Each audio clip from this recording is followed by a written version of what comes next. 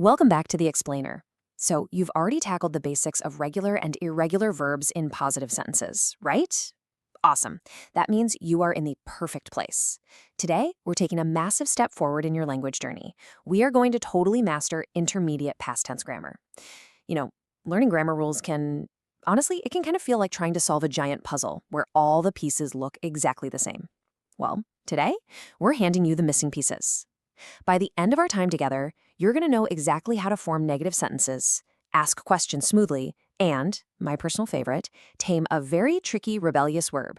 This is all about giving you the tools to speak with absolute confidence. Let's get into it. Now, be honest with me for a second. Have you ever accidentally said something like, I didn't went? If you have, please do not worry. You are definitely not alone. It's actually one of the most common hurdles for anyone learning English. And honestly, it makes perfect sense why we do it. Our brains naturally want to signal the past tense as much as possible, which leads to these, accidental double past tense errors. But here's the secret. Fixing this specific error is literally the difference between sounding like a beginner and speaking naturally and fluently. Today, we're going to eliminate that mistake entirely. Okay, let's dive into this. Act 1. The Golden Rule. To fix that common mistake we just talked about, we need to establish a foundational, absolutely unbreakable law of past tense negatives. Here it is, the Golden Rule. To say that something did not happen in the past, we use the helper verb did not, or its much more common contraction, didn't. The rule is simple, but it is absolutely crucial. When you use didn't, your main verb must go back to its base form. You absolutely do not use the past tense form of that main verb. No way. Think of didn't as doing all the heavy lifting for the past tense, completely stripping away the need for your main verb to do any work at all. It handles the entire timeline, so your main action verb can just relax in its original, basic state.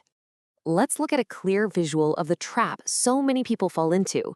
We have our incorrect example here, I didn't went. This is a classic beginner trap, right? Because your brain instinctively wants to put the main verb, went, into the past tense to match that feeling of something happening yesterday. But look at the correct execution of the rule, I didn't go. The helper verb didn't perfectly signals the past, so the main verb springs right back to its base form, go. It's kind of like a mathematical formula where the helper verb just totally cancels out any need to change the main word. Let's lock this in with a couple more rapid-fire everyday examples. If you want to talk about sports, you'd say, she didn't watch the game. Notice how the verb stays exactly in its base form, watch. You do not say watched with the ed at the end. Or say you're discussing a restaurant trip. They didn't like the food. Again, didn't takes care of the past tense for us, leaving like in its simplest form. It's clean, it's elegant, and it's grammatically perfect. Once you internalize this rhythm, I promise, you won't even have to think about it anymore. Moving right along. Act 2, flipping the script. Now that we've got negatives down, we're going to transition smoothly into asking questions. And the fantastic news here, our golden rule still applies perfectly.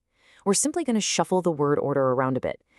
To ask a yes or no question in the past simple, we just follow a very simple step-by-step formula. Step 1, you always start the sentence with the word did. Step 2, you add your subject, who or what the sentence is about.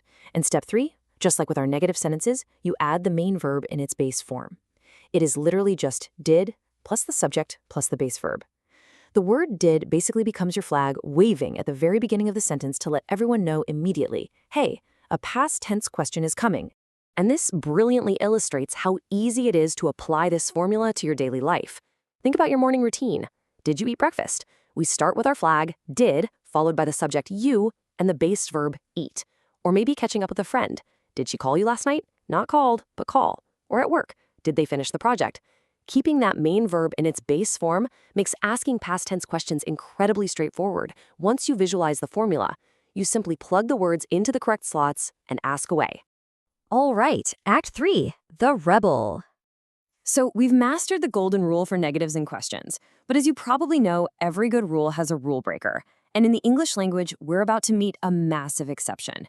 I want you to pay really close attention to this. The verb to be is the ultimate rebel. It is a huge exception to everything we've just covered. When you use the verb to be in the past tense, it absolutely does not use the helper verb did for questions, and it does not use didn't for negatives. No way. It stands completely on its own, totally ignoring the rules that every other verb is forced to follow. So the crucial point here is knowing how this rebel verb actually takes shape depending on who is taking the action. Let's walk through this essential conjugation. When your subject is singular, like I, he, she, or it, the past tense form is was. But when your subject is plural, or when you're using the inclusive you, we, or they, the form transforms entirely to were. Visualizing this clear split between singular was and plural were is really the key to taming this tricky verb. Taking a quick moment to really lock this split into your memory, that's going to save you from so many common conversational missteps down the road. Before we tackle negatives and questions with it, let's quickly establish our baseline by seeing how this rebel verb looks in a basic positive sentence. If the subject is I, we use was, giving us the simple statement, I was tired. If the subject is they, we shift to were, giving us they were late. It's very simple, very direct, acting completely independently without any supporting verbs needed. Now, let's look at the negative form. Remember, the verb to be absolutely refuses to use didn't. So to say something did not happen with this verb, we simply attach the word not directly to the verb itself. Was not naturally becomes the contraction wasn't, as in she wasn't home. And were not squeezes together to become weren't, as in we weren't ready. Notice how clean that is? There is absolutely no didn't in sight. The rebel verb handles its own negativity natively. And finally, let's look at how this rebel handles questions. Again, we throw did right out the window. To ask a question with the verb to be, you just flip the subject and the verb. That's the whole shebang. Instead of the statement, he was angry, you swap their places and ask, was he angry? Instead of, you were at the meeting, you just flip it to, were you at the meeting? It's a simple, elegant change in word order that creates a perfect question without ever needing a helper verb. You literally just flip the first two words of your statement and suddenly you're asking a question.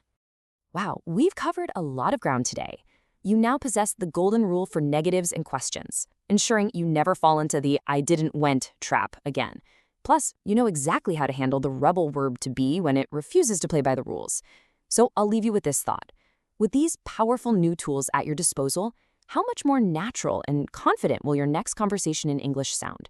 Go out there, trust the formulas, and start using these structures. Thanks for joining this explainer, and keep practicing.